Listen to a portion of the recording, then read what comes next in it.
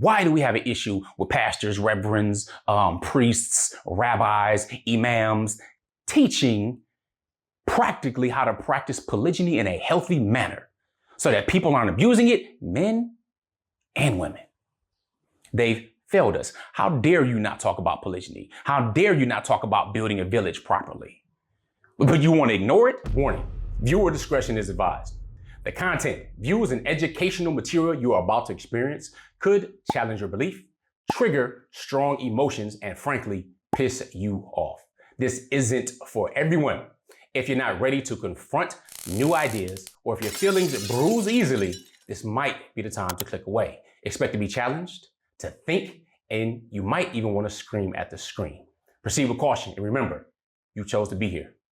Let's get it. Assalamu alaikum, peace. Coach Nazir, one of the founders of Outstanding Personal Relationships, as well as one of the authors of the book, Let's Talk Polygamy Uncensored. Now, let me just be real. I wish we didn't have to write this book.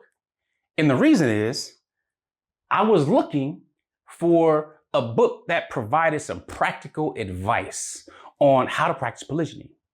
And one of the things I recognized is, though I'm a Muslim, though Islam restricted polygyny to marrying up to 4 women simultaneously, that no other religious or other scripture did, and it put down some very specific laws related to it, I can hardly find anyone that can and would talk about how to practice it in a practical fashion when it comes to leadership, family, money, all of that stuff. They told you the rules regarding it, which is okay, all right? However, I wanted something deeper, didn't find it. So we ended up having to write it, my wives and I. So here's my challenge with that though. Would you agree that our religious leaders have failed us when it comes to marriage?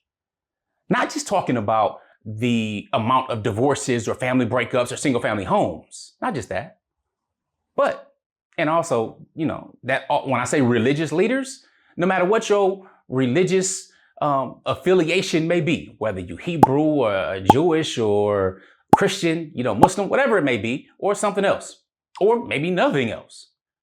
But would you agree that our religious leaders in particular, in whose scriptures is polygyny, have failed us?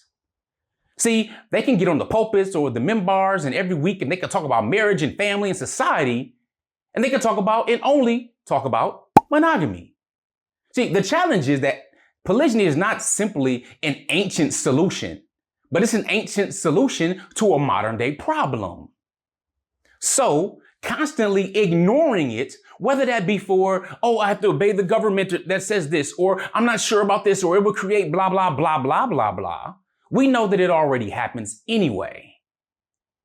And if there were people that were talking about it from a practical perspective on how to do it, especially when the scriptures already share prophets who have done it. Now, some of you might say, wait, these led the prophets to doing bad things, or it didn't really work out, and look what happened. Here's the challenge. See, I used to be Christian, right? And I had thought that same thing until I come to find out a lot of these different slanders against prophets were by the people that were supposed to be following them. And if you look at this entire pattern, it's really, really interesting. So, for example, and I'm not going to be digging deep into theology here, but they say, Solomon, his downfall was his wives, right? And he ended up with idol worship. Well, we as Muslims know that's absolutely false. Even the Bible claims a specific number of wives, 700 wives, 300 concubines. We don't know as Muslims how many he had. That evidently is not important in the final revelation. However, we know that he was righteous. We know that he actually had command over a whole nother creation called the jinn, and even being able to communicate with animals.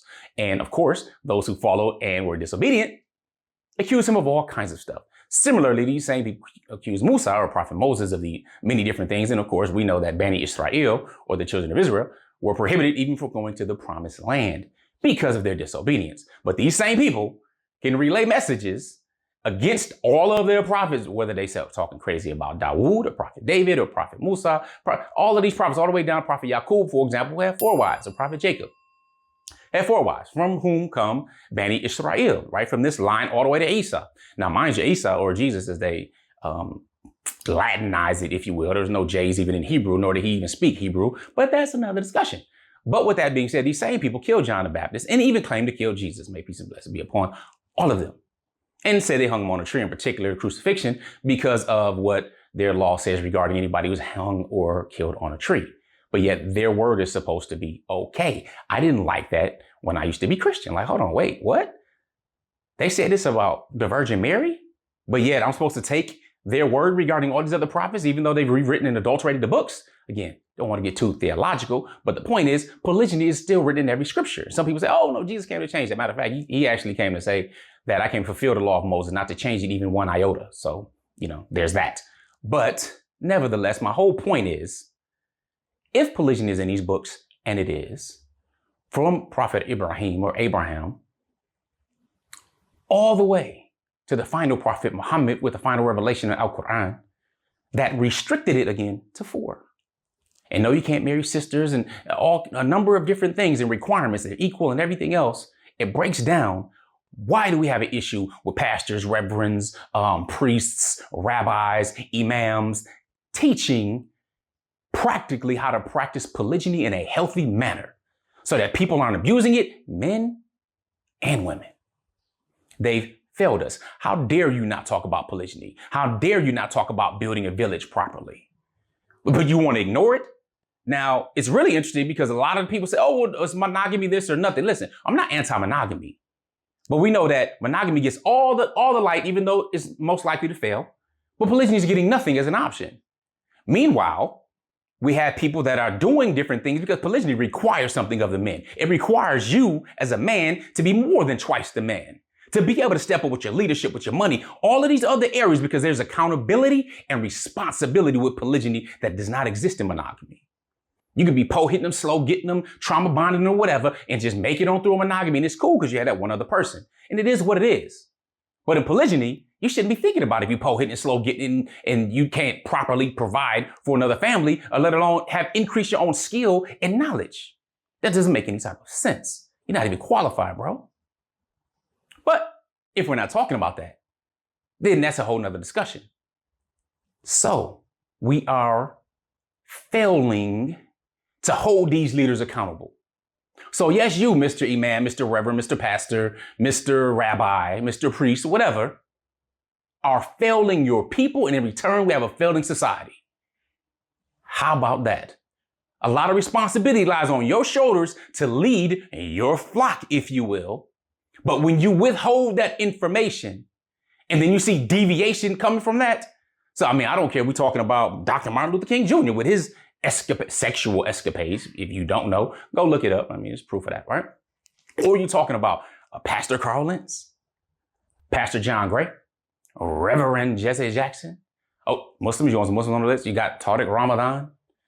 All right, so the list goes on. It doesn't matter who you are when it comes to infidelity or cheating and so on and so forth. When you're in a society that does not provide much information or education other than on monogamy, yet many men feel that, look, I'm polygynous by nature, just don't know how to do it, then you get all kinds of scrambling stuff. And you're scared to speak about it on both ends. Look, if you're going to pledge allegiance to what you believe in, all right, no matter what you follow, whatever scripture you're going to pledge allegiance to that and what you consider truth. Or you're going to pledge allegiance to something else, you're going to hide behind things. I would suggest pledging allegiance to the truth. Studying, learning, always being a student, but absolutely not hiding and covering up knowledge and information. So instead of hiding behind being politically correct or being scared about what they'll say regarding a form of marriage that exponentially grows the family, people know who the father is, require the man to be responsible and accountable for his entire family, providing for them, protecting for them, presiding and exerting personal power with this family, again, building a strong society, that village that raises a child. Instead of that, you want to raise other flags, maybe with family structures that can't even procreate naturally. That's what you want? I don't think that's wise. Why not pledge allegiance to the truth? To the nuclear family. Educate how to be married with someone else, not only in monogamy, but absolutely teach it because you have to start somewhere, but also in polygyny. With that being said, I'm Coach Nazir. I help people get their shift together. And I specifically work with high performers and entrepreneurs who want to practice polygyny. I help them develop confidence, deepen connections, and design a cash flow without feeling dismissed or disrespected by using my shift method. So if you're serious about getting your shift together, CoachNazir.com is where you want to go to. But with that being said, if you watch this entire video, what I want you to put below, and I'm not going to get to, again, just theological discussion and debate. My point is, our religious leaders are failing us. I want you to put that down below in the comments if you believe it to be true. And if you watch the entire video, because it lets me know that you rock with us, of course, feel free to share, subscribe, like, and stuff like that. We do appreciate that. But put that down in the comments. Our religious leaders are failing us. And if they're not, send us some resources, somebody that's talking about how to do it practically so that you can succeed.